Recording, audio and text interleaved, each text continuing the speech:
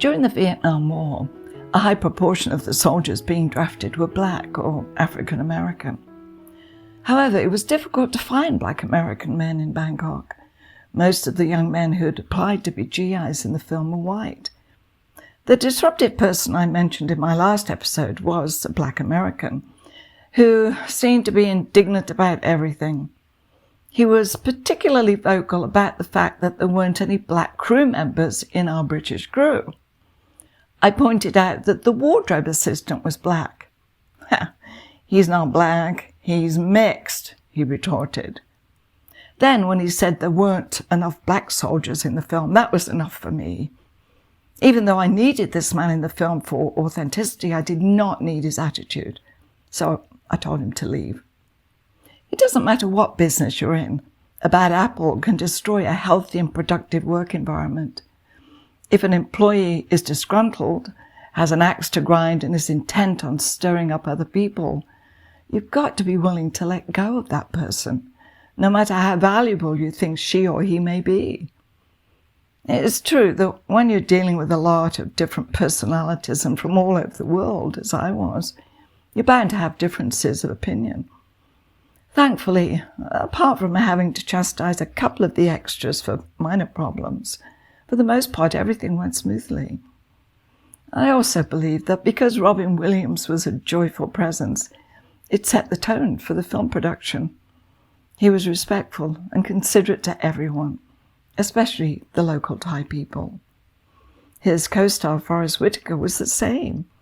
In fact, instead of staying in a fancy hotel, Forrest chose to live on a small boat on the Bangkok River alongside other local Thai people so that he could have the full Southeast Asia experience.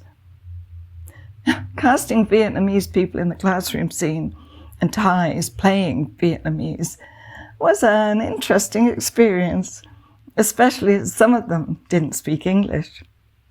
I managed to direct those non-professional actors to recognize the line in English being said by another student in the class and then follow with his or her own line. It worked perfectly until the day we filmed the scene with Robin, who didn't follow the script at all and as usual simply did his own thing. Consequently, all the students in the classroom were at a loss, but he soon turned the situation around.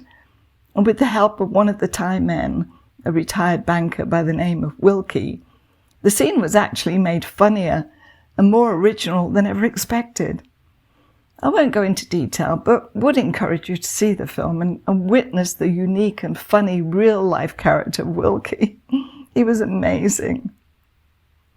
After filming one of the classroom scenes, I was standing outside the building we were using for the classroom, and a couple of the Vietnamese students were pointing to the sign above the door, which was written in Vietnamese, and they were laughing. I asked Kim Tran, who was a real character herself, what was so funny. "The sign is written wrong," and she doubled up with laughter. Her husband, No Tran, told me that instead of schoolroom, it read something like apple core. I was shocked that such a mistake had been made, and I told one of the painters on the British crew. He said, "Not my problem." Apparently, the sign had been written by a Thai signwriter who clearly didn't have any knowledge of the Vietnamese language. This painter, Bobby, didn't seem to care that it was written incorrectly, but I did. I asked if he could change it because it was disrespectful to the Vietnamese people. He was reluctant. He needed approval. So I spoke to the producer, Mark Johnson, who said I should speak to the production designer, who was nowhere to be found. Bobby threw up his hands, got out his ladder and paintbrush, and guided by Mr. No Tran, made the necessary adjustments to the Vietnamese script so that it now spelled schoolroom. This happened on another occasion when the word authorized on a very large sign was spelt the English way with an S instead of a Z or Z. This time I was able to point it out to the British production designer, who was a little miffed that it needed to be altered. I didn't understand why he had an attitude about it. As far as I was concerned, it was important to get every detail of the film correct, and the various departments were all responsible for this. Didn't they want to get it right? On the first day of filming, I was checking to make sure the 2 boys I'd cast as Vietnamese agitators in a scene with Tung were okay. I was standing next to Barry Levinson, who told me he was getting ready to shoot the scene. I said, "Really?" Barry knew me too well. Why? Something wrong? I noticed that the 3 actors looked very clean. One was wearing a bright white shirt, the other a tailored check shirt, and Tung a whiter-than-white tank top. They were supposed to be meeting in a cafe after planting bombs in the jungle. It wasn't realistic, and I told Barry that. He yelled, "Wardrobe!" The wardrobe supervisor came running, and the next minute the shirts and tank top were off the actors, were on the ground, and the wardrobe assistant was jumping up and down on the clothes before returning them to the actors. Now they were dirty and more in keeping with the characters they were playing. I know that the wardrobe supervisor wasn't happy that I'd interfered, but I noticed a detail that was not authentic, and I just couldn't turn a blind eye and say, "Not my problem." I was involved in this film. I was part of a team, and I cared about the whole production, not just casting. Perhaps it was also because I was close to Barry and his reputation was on the line.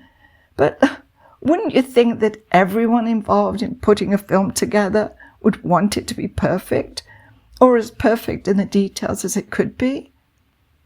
If you don't care about the work you're doing and the end product, what's the point in doing it at all? It's not only the waste of your time, but everyone else's too.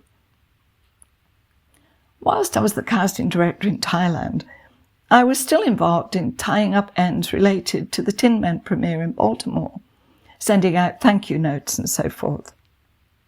Barry had an assistant in the office back at Disney, but I was still taking care of Barry's correspondence. When we were in Baltimore filming Tin Men, Barry was often approached by locals who had scripts or ideas they thought would interest him. It was up to me to read these possible projects, and often it was painful because they weren't good at all.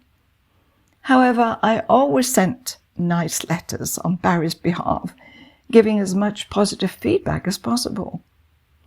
Because Barry was from Baltimore, I didn't want to give the impression that he was above helping people from his hometown. Alas, it backfired on me and was a case of no good turn goes unpunished. I'd been approached by a Baltimore pharmacist while we were filming Tin Men, and he showed me an idea he had about a black basketball player being recruited from Africa for a local Baltimore team. There actually wasn't much of a story there, and I suggested he write a screenplay, since it's well known that ideas are a dime a dozen. Eventually, a script of sorts was forthcoming, and it wasn't good at all. The pharmacist called me regularly to find out if Barry wanted to direct his script, and instead of saying no, and to show good faith, I told him that I would send his script to Barry's literary agent at CAA, Rosalie Swedlin, to see if she was interested. She wasn't. And that was the end of that. Or so I thought. Flash forward 7 years, and a man appeared at my door in Santa Monica and pushed an envelope into my hand. "You've been served," he declared, and quickly disappeared. I opened the envelope to find a subpoena ordering me to appear in a Baltimore court. I was astonished to learn that I was named in a court case that the Baltimore pharmacist had brought against Rosalie Swedlin and her husband Robert Court, who'd recently produced a film called The Air Up There for Disney. It was about a basketball coach who goes to Kenya to recruit a player. Yes, I know it does sound like a similar story. And that's what the Baltimore pharmacist thought too. It was clear to him that Rosalie Swedlin had given his script to her husband, who then produced The Air Up There for Disney. Of course, this wasn't true.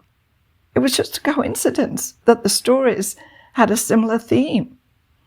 As it happens, the film didn't do too well at the box office, and in a New York Times review, it was pointed out that the film's plot was very like several other Disney movies. Nevertheless, the Baltimore pharmacist sued Disney and Robert Court for plagiarism, and I had to appear in court and give evidence.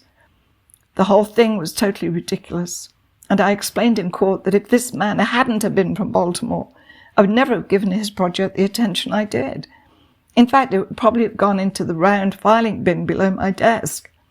I was just trying to be nice and encouraging. However, since this was a little guy up against the Disney giant that was being sued in his hometown, he won the case. I think in the end he received close to $3 million. Yes, you heard that right. Why I mention this incident now is that I remember exactly where I was when I wrote that very nice letter to the pharmacist. I was in an air-conditioned office in Bangkok, sitting at an old electric typewriter, and ironically I was writing this damning letter on Disney letterhead. This wasn't the first time I was subpoenaed after tried to help someone with their screenplay idea, but that's another story. Next time, searching for the Thai version of Judy Garland. If you're enjoying my episodes, my social media guru, Horatio, has asked that you please like the recordings, subscribe, and ring the bell to be notified when I post my next episode on Sunday. Many thanks, and your support is greatly appreciated.